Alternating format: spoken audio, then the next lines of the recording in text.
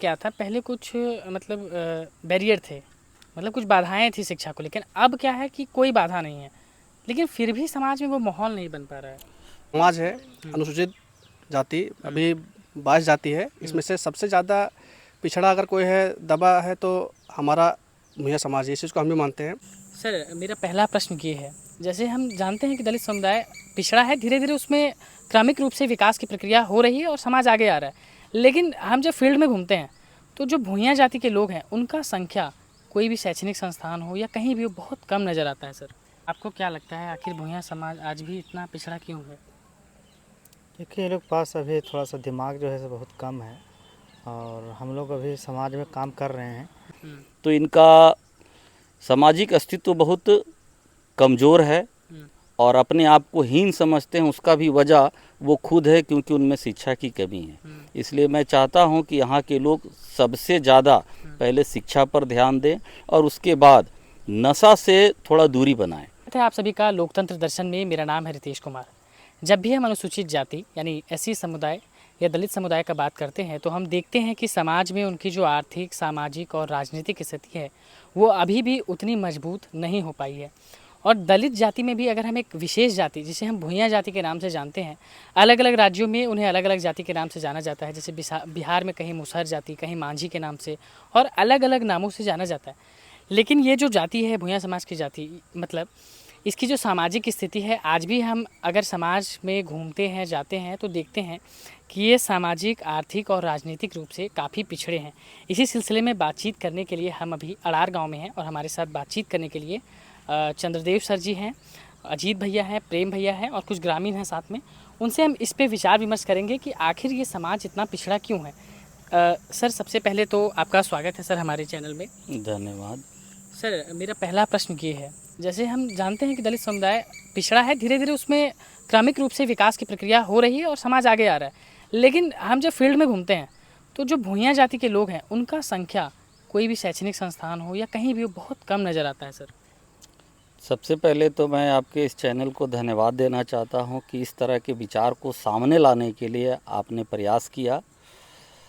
और मैं इस विषय में सबसे पहले तो यही कहना चाहूँगा कि अगर हमारे सामाजिक गठबंधन को देखा जाए तो वो बहुत कमज़ोर है, जो कि ये हम लोगों के लिए अच्छा नहीं है।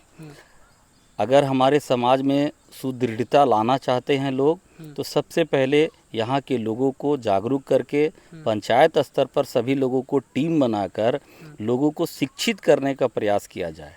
अगर आप देखते होंगे कि समाज में अगर सबसे कर्मयोगी जाति अगर कहा जाए, खटने वाले, मेहनत करने वाले लोग, तो ये लोग बहुत मेहनती होते हैं। हम लोग इस चीज़ को जानते हैं, लेकिन शिक्षा की कमी के वजह से ये अपना आर्थिक उत्थान नहीं कर पाते हैं। और सामाजिक परिवेश में अगर देखा जाए तो इनका सामाजिक अस्तित्व बहुत कमज़ोर है और अपने आप को हीन समझते हैं। उसका भी वजह वो खुद है, क्योंकि उनमें शिक्षा की कमी है। इसलिए मैं चाहता हूं कि यहाँ के लोग सबसे ज़्यादा पहले शिक्षा पर ध्यान दें और उसके बाद नशा से थोड़ा दूरी बनाएं, क्योंकि सामाजिक परिवेश को देखते हुए गरीबी के कारण कम उम्र में बच्चे कमाने लगते हैं, जो धीरे धीरे नशा के आदी हो जाते हैं और ये उनके आर्थिक पतन का एक कारण भी है। इसलिए लोगों को जागरूक होने के लिए सबसे पहले शिक्षित होने के लिए हम लोगों को प्रेरित करना होगा। हम लोग अपने स्तर से भी कुछ प्रयास करते हैं, सामाजिक बैठक करते हैं जिसमें हम लोग इस बात को रखते हैं। और हाल फिलहाल में ही मीटिंग हुआ था सरैया में, तो उसमें हमारे प्रखंड अध्यक्ष अंबिका राम जी भी ने इस बात को दोहराया था कि अगर सामाजिक उत्थान को मजबूत करना है तो लोगों को शिक्षित करना प्लस नशा से थोड़ा मुक्ति पाने के लिए प्रेरित करना हो। हमारा समाज मेहनत का समाज है, लेकिन शिक्षा की कमी के वजह से आज उसकी स्थिति बहुत ही समाज में दयनीय है। सर जैसे पहले क्या था, पहले कुछ मतलब बैरियर थे, मतलब कुछ बाधाएं थी शिक्षा को, लेकिन अब क्या है कि कोई बाधा नहीं है, लेकिन फिर भी समाज में वो माहौल नहीं बन पा रहा है। नहीं तो उसके लिए तो हमारे समाज में जो निर्धारित चयनित लोग हैं, जो पंचायत स्तर पर हैं, प्रखंड स्तर पर हैं, उन लोगों को एक साथ एकजुटता बनाने के लिए पहले आपसी बैठक करना चाहिए और निर्णय लेना चाहिए कि किस तरह से समाज के लोगों को समझाया बताया जा सके, क्योंकि जब तक उनको ये बताया नहीं जाएगा कि उनको करना क्या है तो वे लोग समझ नहीं पाते हैं। पढ़ना तो है, लेकिन गरीबी के कारण लोग पढ़ाई समय से पहले छोड़ देते हैं और अपना काम धंधा करना चाहते हैं। रोजी रोटी चलाने के लिए लोग या तो पढ़ाई छोड़कर बाहर निकल जाते हैं या इधर ही लोकल काम करना शुरू कर देते हैं। तो इससे भी थोड़ा सा शिक्षा में है सामाजिक कमी आई है हम लोगों का। अगर देखा जाए तो वो कमी बिल्कुल नहीं है। अगर अच्छे पॉजिटिव सोच के चला जाए तो आज सरकार हम लोगों को सब तरह की सुविधा दे रही है।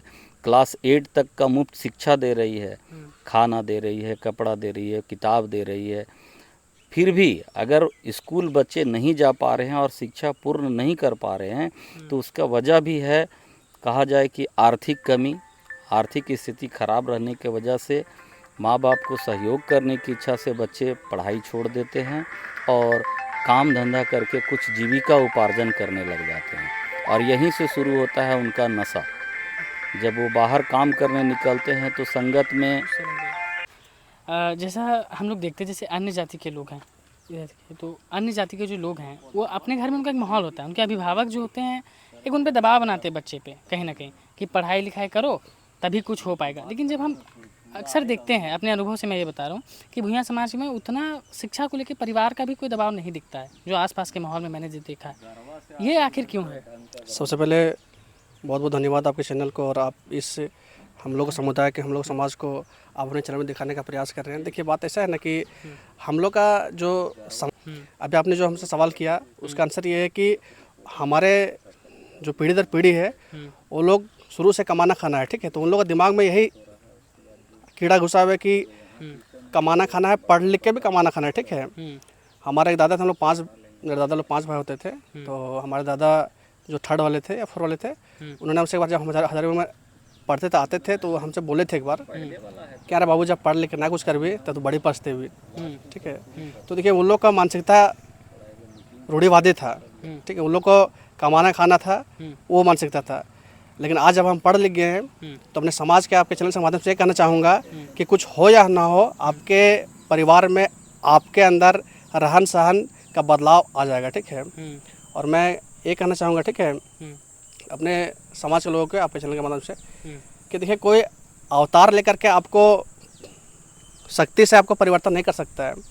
आपको स्वयं परिवर्तन करना होगा। जब आप स्वयं में बदलाव लाएंगे तो आपके परिवार में बदलाव लाएगा, आपके मोहल्ला, गांव, पंचायत, प्रखंड, जिला, वो अगर लोग चाहे तो एक दिन में, सप्ताह में, महीना में खुद को बदल सकता है।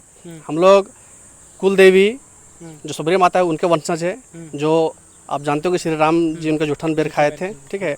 वो हमारे कुल देवी जी थे, वो एक सत्य सावित्री, पवित्र, स्वच्छ थे। तो हमारे समाज उनके मार्गदर्शन, उनके विचारधाराओं के ना चलते हुए विपरीत दिशा में चल रहे हैं। जो मैं अपने यूथ से कहना चाहूँगा कि सबसे पहला चीज़ कि जब आदि काल में थे, अपने इतिहास को जानिए। जब हम लोग आदि काल में थे, आज़ादी से पहले, तो हम लोग अनुसूचित जनजाति में आते थे। सन 1952 में हमारे बिहार के कुछ मंत्रियों ने अथक प्रयास करके 20 साल, लगभग 1976 में इनको अनुसूचित जाति में शामिल किया गया। और अभी तक हम लोग अनुसूचित जनजाति में, क्योंकि देखिए जाति बाय बर्थ होता है, ठीक है। अभी तक तो हम लोग हैं। और यही मैं कहना चाहूँगा अपने समाज के यूथ लोगों से, ठीक है, कि खुद में बदलाव लाइए और अपने परिवार में बच्चे को गाइडलाइन कीजिए। और जो हमारे समाज के उच्च स्तर के लोग हैं, जो जिला स्तर के हैं, प्रखंड स्तर पे है, सर ने बताया कि पंचायत लेवल पे एक चुनाव होना चाहिए, गठन टीम होना चाहिए और समाज में सक्रिय लोगों को चयन करके उनमें कार्यरत किया जाना चाहिए। अभी देखिए हम अपने ही पंचायत की बात करते हैं, कंडादाग हो, चाहे डार हो, चाहे आपका जीहो हो, चाहे आपका दोने, चाहे मंगरमोड़, आपको 2-4 घर ऐसा मिलेगा ना सर कि आपको देख के दया आ जाएगा। भूया समाज में हम खुद अभी अबू आवास है या PM आवास है, हमारे खुद मोहल्ला में आप जाइए, ठीक है, उसका तो लेने पर हम लोग कर देते हैं। लेकिन इसका जिम्मेदारी किसको है? प्रखंड विकास पदाधिकारी को, चाहे मुखिया को, चाहे पंचायत सचिव को, चाहे हमारे वार्ड पार्षद को, उनका जिम्मेदारी है कि आप उस मोहल्ले में उस समाज को आप विकास को उत्थान कीजिए, या ना कि अगर वो पीछे था उसको छोड़ दीजिए पीछे। तो हमने इस चीज़ को देखा है। और अभी से प्रेम भैया ने बोला इस विषय में कि हम लोग जा कर के सबको जागरूक कर रहे हैं, बात कर रहे हैं, तो सही बोले हैं। ठीक है, हम लोग जो अभी 2-4 गो लड़का लोग हैं, हम लोग एक ठो अपना प्रखंड लेवल पे हम लोग एक ठो अपना कमेटी बनाए हैं। उस कमेटी में प्रेजेंट हम लोग 52-54 को है। तो मीटिंग हुआ था हम लोग का बीच में, और उसी में फिर जो सर जो विचारधारा दी हैं कि पंचायत लेवल पे सक्रिय लोगों को चुनाव होना चाहिए और शिक्षा के और उन लोगों को जागरूक करना चाहिए। हम भी इस चीज़ को मानते हैं कि सबसे पहले चीज़ शिक्षित होना चाहिए लोगों को। और यही बोले आपको कि उन लोग का जो गार्जियन है, आप बोले गार्जियन लोग का दिमाग में ये कीड़ा है कि कमाना खाना है, कमाना खाना है, इसीलिए वो लोग अपने बच्चे को, और बहुत ऐसा रीज़न है जैसे कि कम उम्र में विवाह कर देना। तो कम उम्र में विवाह करने के बाद वो पति पत्नी बच्चा में उलझ जाता है, जो अपने आप को डेवलप नहीं कर पाता है, बहुत कम उम्र में शादी हो जाता है। ये सब रीज़न है, और बदलाव खुद में लाना होगा। यही हम अपने समाज के लोगों से, मैं आपके चैनल के माध्यम से कहना चाहूँगा कि इस बदलाव खुद में लाइए, कोई अवतार नहीं लेंगे। आप बदलिए, आपका समाज बदलेगा, आपका पंचायत बदलेगा, आपका प्रखंड बदलेगा। और आपको बहुत बहुत धन्यवाद कि आप इस चीज़ को दिखा रहे हैं। और अपने समाज के लोगों से मैं कहना चाहूँगा कि आप में अगर कोई किसी तरह का दबाव डालता है या किसी प्रकार का आपको सताता है या आपको सरकारी सुविधा लाभ नहीं प्राप्त होता है, तो आप हम लोग से संपर्क कीजिए। हम हो गए, प्रेम भैया हो गए, चंद्रोदय सर हो गए, हम लोग का भी प्रखंड अध्यक्ष भैया अनुसूचित अंबिका राम है, उनसे संपर्क कीजिए, ताकि आपके साथ, और हम लोग को जो समाज है, जो हम लोग का समुदाय है, ये लोग बहुत सीधा होता है और ईमानदार होता है, मेहनत करने में बहुत आगे होता है, लेकिन थोड़ा सा गलत डायरेक्शन में पैसा को यूज़ करता है, कमाता है लेकिन पैसा को गलत डायरेक्शन में यूज़ करता है। जैसे जुआ, नशा। आप गौर कीजिएगा कि आप जहाँ भी देखेगा आपको 4-5 गो अड्डा मिलेगा जुआ का, एकदम। चाहे आप कोई भी बस्ती घूरिए, आप कोई भी गांव घूरिए, आप देख के ही अनुभव कर लीजिएगा कि ये भैया समाज का ही लोग होगा। आप उनका पहनने का, उनका हेयर कटिंग से आप भाप लीजिएगा। तो मैं वही कहूँगा कि जो हम लोग अपना कुल देवी को, जो हम लोग को सोचिए, हम लोग को श्री राम हम लोग जूठन खाए हैं, तो आप उस लेवल नहीं लेकिन उस विचार का सोच रखिए। तो यही कहूँगा कि आप बहुत अच्छा काम किए कि कम से कम आपके चैनल का कुछ देखेगा तो कुछ तो सुधार होगा। और किसी को भी अगर कोई दिक्कत होता है समाज को लेकर के, तो हम लोग से संपर्क करें, हम लोग उसके लिए हमेशा तत्पर रहेंगे, हम लोग उसके लिए हमेशा सक्रिय रहेंगे, चाहे कहीं का हो हम लोग का प्रखंड स्तर पर। चलिए ठीक है, आपको क्या लगता है आखिर भूंइया समाज आज भी इतना पिछड़ा क्यों है? देखिए, ये लोग पास अभी थोड़ा सा दिमाग जो है सो बहुत कम है, और हम लोग अभी समाज में काम कर रहे हैं कि कैसे चला जाए। आप लोग काम तो करते हैं, लेकिन काम के साथ साथ आप लोग अच्छा तरीक़ा से अपना दिमाग को चला नहीं पा रहे हैं। इसलिए हम लोग अभी जैसे समाज में काम कर रहे हैं कि कैसे चला जाए। और अभी जैसे कि पढ़ाई लिखाई के विषय में बहुत कमज़ोर हैं, और कुछ लोग जो हम लोग पढ़े लिखे हैं, अभी समाज में घूम घूम कर उन लोग को समझा रहे हैं कि देखिए हम लोग ऐसे चलते हैं, आप लोग भी चलिए, इस तरीक़ा से चलने से आप लोग का जीवन जो है वो अच्छा रहेगा, और आने वाला जो जनरेशन रहेगा वो ठीक चलेगा। अच्छा, एक सवाल है, अभी भी आपको लगता है कि कुछ बाधाएं हैं उनके शैक्षणिक शिक्षा को लेके, या उनकी स्थिति को सुधार के लेके कोई बाधा है अभी भी समाज में कुछ? नहीं, ऐसा तो नहीं है, शिक्षा के लेकर ऐसा कुछ नहीं है। लेकिन थोड़ा कमज़ोरी हम ही लोग में है कि कुछ पढ़ता है और कुछ पढ़ने के बाद 8वां 9वां जाता है, 10वां जाता है, इसके बाद आगे नहीं पढ़ पाता है। और कुछ कमज़ोरी यह है भी कि पढ़ने लिखने वाले व्यक्ति हम लोग में कम है और काम करने वाला ज़्यादा है। तो उस स्थिति में जो पढ़ता लिखता है वो ज़्यादा जैसे काम करने वाले लोग हैं, वो लोग के पीछे जैसे ढल जाता है कि चलो हम भी काम करेंगे, इसीलिए मेरा समाज जो है पीछे होते जा रहा है। तो और ये भी बात है कि जो हम लोग जो कुछ जो पढ़े लिख के आगे जो बढ़ जाते हैं, वो लोग अपने जाति को भी छुपाने की कोशिश करते हैं कि हम पढ़ लिख लिए हैं तो हम भूंइया बताएंगे तो बोलेगा कि ये भूंइया है, इसके साथ नहीं रहना है। इसीलिए जो बहुत सारे लोग ऐसा है ना कि अपना पढ़ाई को भी छुपाते हैं, अपना पोजीशन को भी छुपा देते हैं। पढ़े लिखे तो हैं, लेकिन पोजीशन छुपाने की वजह से अभी जैसे बोला जाता है कि भूंइया लोग में ज़्यादा पढ़ा लिखा व्यक्ति नहीं है और अच्छा पोजीशन पर नहीं है, पोजीशन पर जाकर अपना जाति को छिपाते हैं। इसीलिए हम लोग जाकर भी बहुत पीछे हैं। समाज है अनुसूचित जाति अभी 22 जाति है, इसमें से सबसे ज़्यादा पिछड़ा अगर कोई है दबा है तो हमारा भूया समाज है, इस चीज़ को हम भी मानते हैं। आपका क्या नाम है? इधर आइए, आपका क्या नाम हुआ? नमस्ते। मैं आपके चैनल को धन्यवाद देना चाहता हूँ कि आपने हमारे इस समाज को लेकर के कुछ सोचा है और हम लोग पास आए। मेरा नाम रवि कुमार है, मैं अड़ा का रहने वाला हूँ। मेरा यही कहना है कि मेरा अभी उम्र ज़्यादा नहीं हुआ है, ताकि जिस लेवल से मेरा सोच रहना चाहिए समाज को लेकर के, लेकिन मेरे अंदर बहुत प्रयास रहता है मेरा समाज को लेकर के। हम बोलते भी हैं लोगों को कि सबसे ज़रूरी है शिक्षा। शिक्षा नहीं रहेगा तो अपना समाज का किसी का विकास नहीं हो सकता है। ठीक है, तो आप ये रिपोर्ट देख रहे थे पदमा प्रखंड के अड़ार गांव से। हमारे साथ बातचीत करने के लिए चंद्रदेव सर, प्रेम भैया, अजीत भैया, आपका क्या नाम था? रवि।